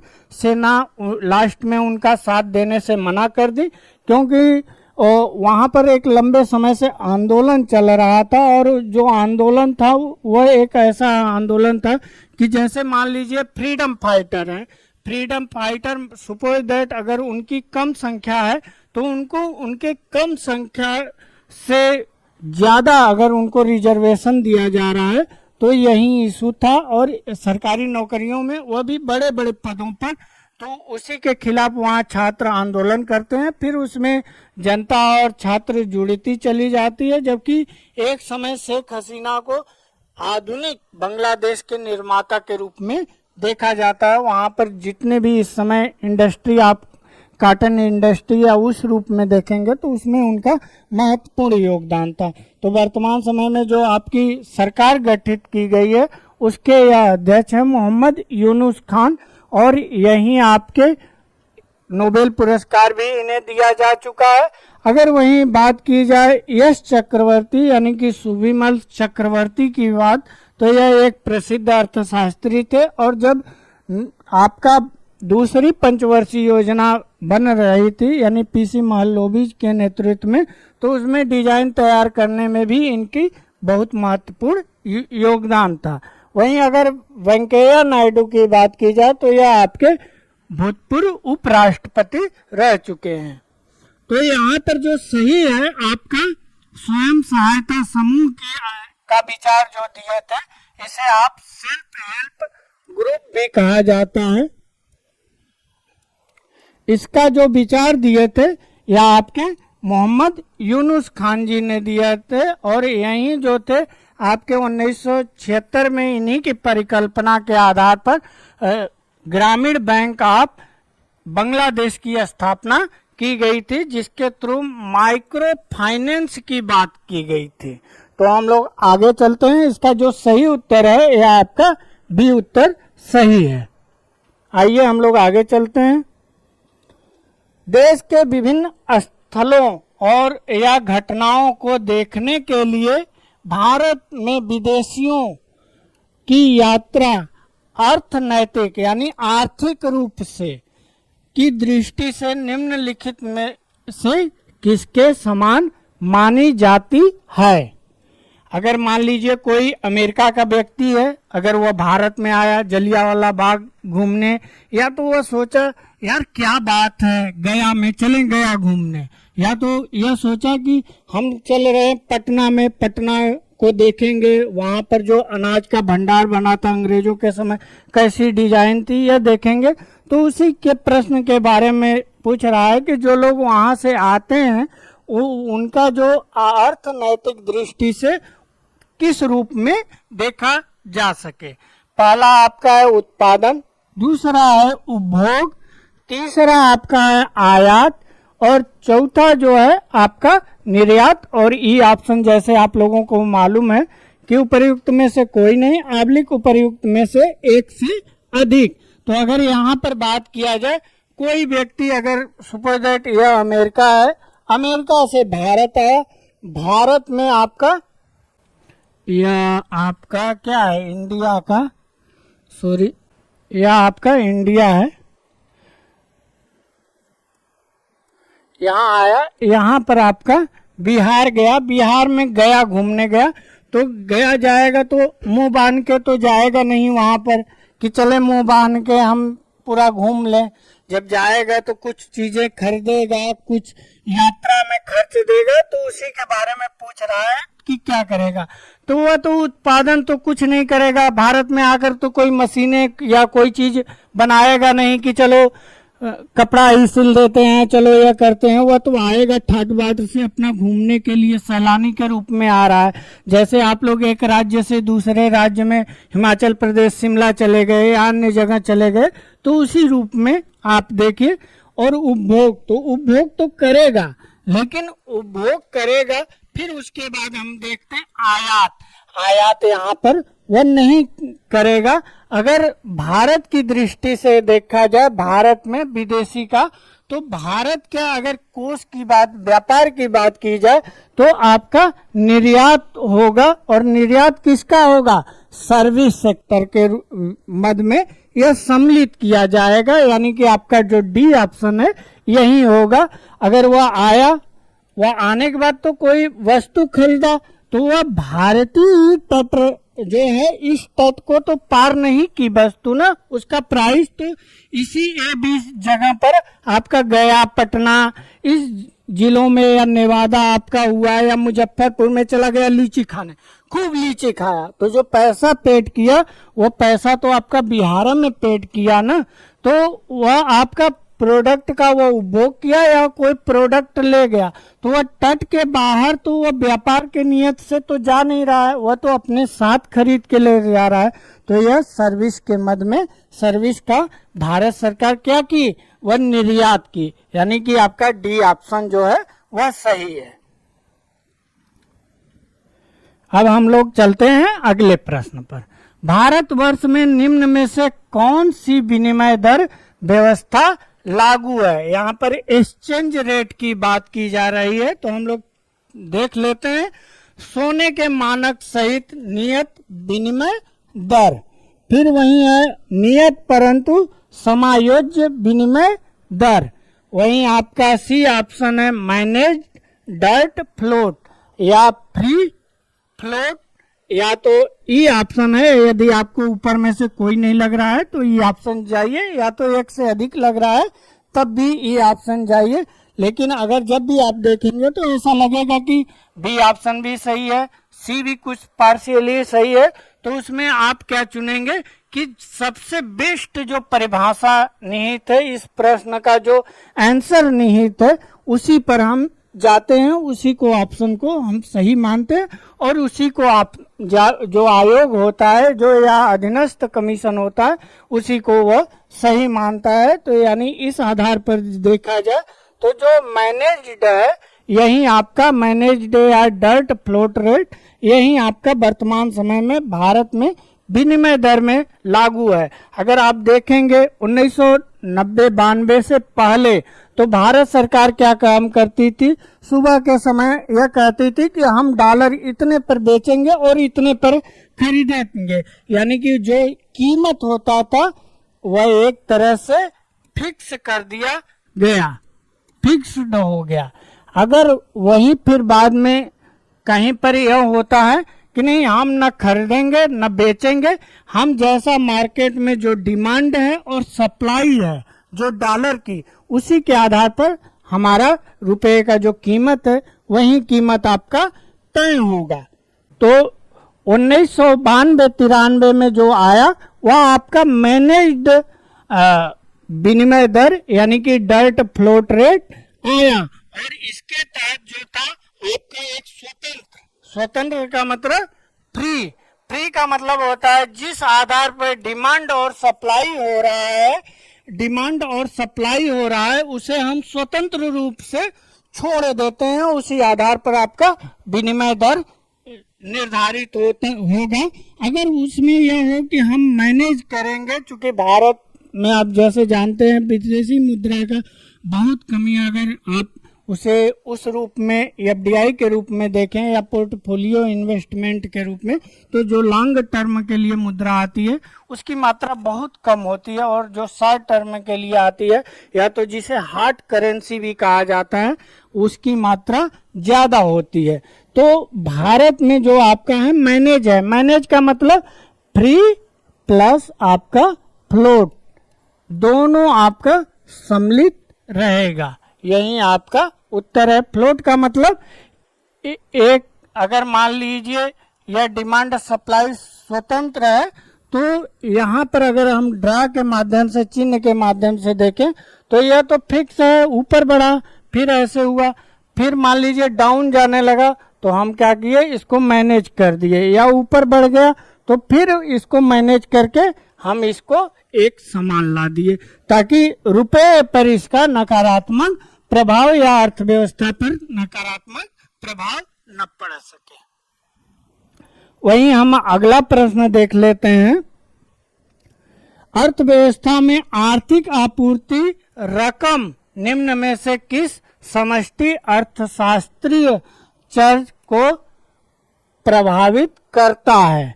आपका यहाँ पर समष्टि और व्यष्टि की बात किया गया है समष्टि के बारे में, तो हम लोग समष्टि और व्यष्टि के बारे में भी देख लेते हैं क्योंकि यह अर्थव्यवस्था का सबसे महत्वपूर्ण कारक होता है। तो इसकी भी डिफिनीशन देखेंगे कि समष्टि व्यष्टि होता क्या है, फिर उसके बाद हम ऑप्शन को सही गलत खुद हमारे डिफिनीशन से ही कंफर्म हो जाएगा। सबसे पहला आपका ऑप्शन है ब्याज दर, वही बी ऑप्शन है मूल्य स्तर, सी आपका ऑप्शन है रोजगार और डी ऑप्शन है आपका उत्पादन। तो यहाँ पर अगर बात किया जाए समष्टि के बारे में तो समष्टि जो है आपकी पहले जो अर्थव्यवस्था का या अर्थशास्त्र जो विषय है इसका जो जन्म हुआ था वह आपका पॉलिटिकल और आपका इकोनॉमिक, यह दोनों एक ही साथ सब्जेक्ट के रूप में पढ़ाया जाता था। 1976-77 में आपके एक प्रसिद्ध अर्थशास्त्री हुए जिन्हें अर्थशास्त्र का जनक भी कहा जाता है, एडम स्मिथ। यह आप लोग याद रखिएगा यह नाम, एडम स्मिथ। इन्होंने एक पुस्तक लिखी थी an inquiry into the nature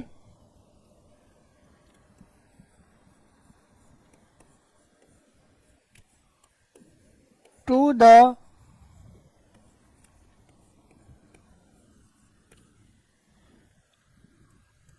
wealth of nation. उसके शॉर्ट फॉर्म में इस पुस्तक को जाना जाता है वेल्थ ऑफ नेशन के रूप में। तो यही पुस्तक लिखी, यहीं से आपका अर्थशास्त्र को एक अलग सब्जेक्ट के रूप में पढ़ाना चालू हुआ। फिर अर्थशास्त्र का क्रमिक रूप से विकास होने लगा और 1933 में नॉर्वे के जो अर्थशास्त्री थे रैगनर फ्रिश, यह नाम याद रखिएगा, वो अर्थशास्त्र को दो भागों में बांट दिए। एक जो था वह आपका क्या कहा गया, इसको हम मिटा देते हैं, एक को क्या कहा गया आपका माइक्रो इकोनॉमिक,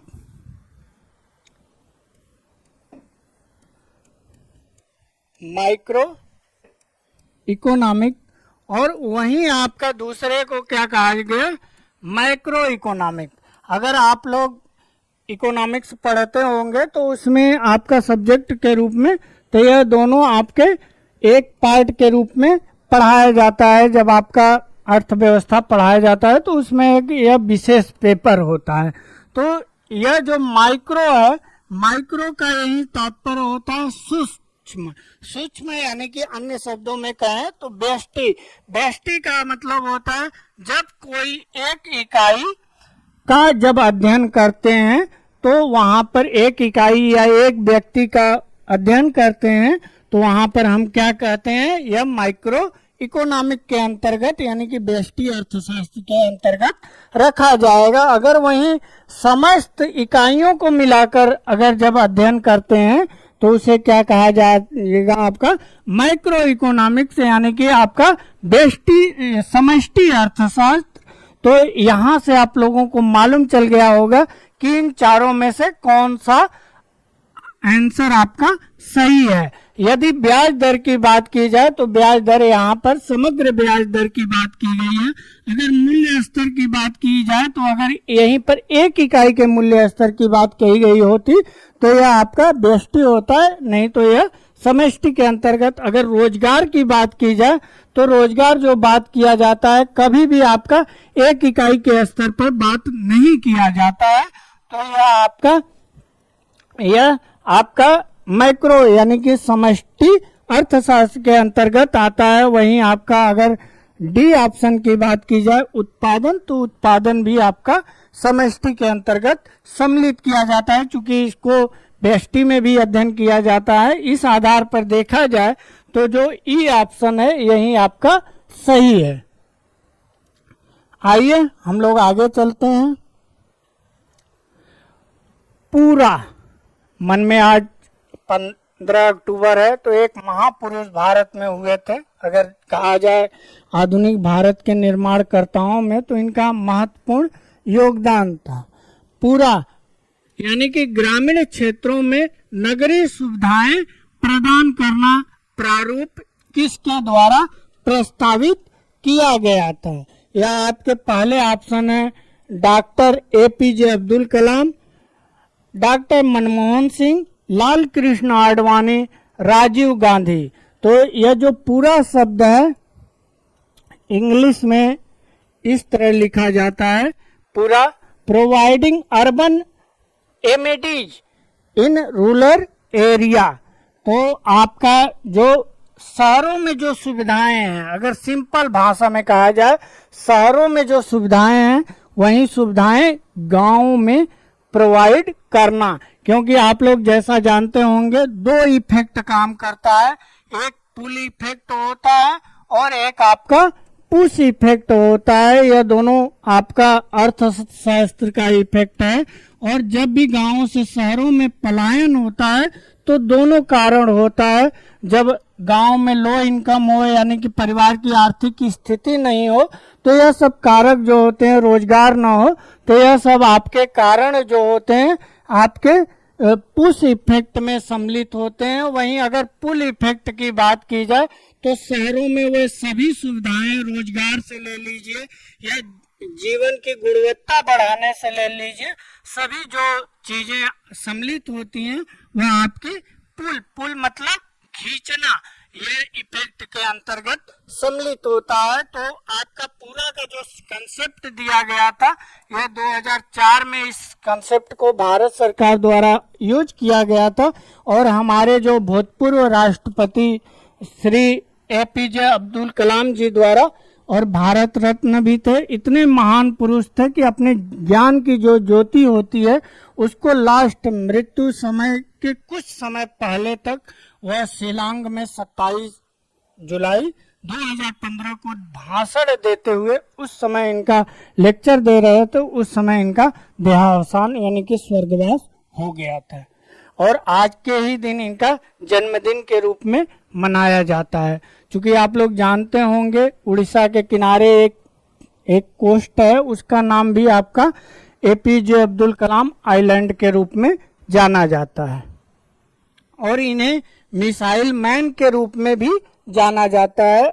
और यह भारत में ही शिक्षा ग्रहण किए थे। बहुत आर्थिक स्थिति परिवार की कमजोर थी और उस आर्थिक स्थिति से बाहर निकलते हुए और एक ऐसे सहिष्णु व्यक्ति थे और कहा जाए हमारे भूतपूर्व प्रधानमंत्री अटल बिहारी वाजपेयी जी का एक खोज था कि इतने बड़े रत्न को एक वैसा पृष्ठभूमि प्रोवाइड कराए जिसको न सिर्फ विश्व पहले से ही जानता था बल्कि भारत के आम लोग जो थे वह सबसे प्रिय राष्ट्रपति की श्रेणी में यह सम्मिलित हो गए थे। आइए हम लोग अगला प्रश्न देख लेते हैं। अब हम लोग जनसंख्या एवं नगरीकरण के क्वेश्चन पर करते हैं। भारतीय जनगणना 2011, अभी तक 2021 का जनगणना नहीं हुआ है, के अनुसार निम्न राज्यों में से किस एक में जनसंख्या का घनत्व सर्वाधिक है? जनसंख्या का घनत्व से क्या तात्पर्य है? जनसंख्या घनत्व का मतलब यही है कोई एक विशेष क्षेत्र में जब लोगों की संख्या कितनी है इस आधार पर घनत्व के रूप में, डेंसिटी के रूप में उसको परिभाषित किया जाता है। अगर वहीं जनसंख्या घनत्व की बात की जाए तो 1 वर्ग किलोमीटर में कितने लोग निवास करते हैं उसी को जनसंख्या घनत्व के रूप में परिभाषित किया जाता है। यहाँ पर अगर आप देखेंगे तो ऑप्शन जो ए है वह केरल है, बी ऑप्शन जो है यहाँ हरियाणा है, अगर आपका सी ऑप्शन देखा जाए तो हमारा प्यारा बिहार है और अगर वहीं डी ऑप्शन देखा जाए तो हमारा उत्तर प्रदेश है और ई ऑप्शन जो दिया है अगर उपर्युक्त में से एक से अधिक लग रहा है तो आप उस पर लगाइए अथवा कोई भी नहीं लग रहा है तो ई ऑप्शन तब भी आपके लिए खुला है।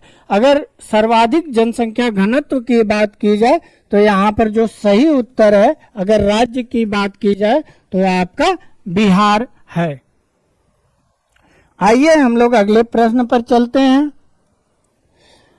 जनगणना 2011 के अनुसार भारत में महिला साक्षरता दर, साक्षरता का तात्पर्य क्या होता है? साक्षरता का मतलब मातृभाषा में यदि व्यक्ति साक्षर है तो उसे साक्षरता के रूप में परिभाषित किया जाता है और उनको लिया जाता है जो 7 वर्ष से ज्यादा हो, जिनका एज, उन्हें साक्षर समूह में सम्मिलित किया जाता है। तो इस आधार पर 2011 के जनगणना के आधार पर देख लेते हैं 60% ए ऑप्शन है, वहीं बी ऑप्शन आपका 63% है और सी आपका ऑप्शन है 65% और डी आपका ऑप्शन है 68%। तो अगर इस आधार पर बात किया जाए तो जो सही उत्तर है यह आपका 65.5% यही आपका सही उत्तर है आपका।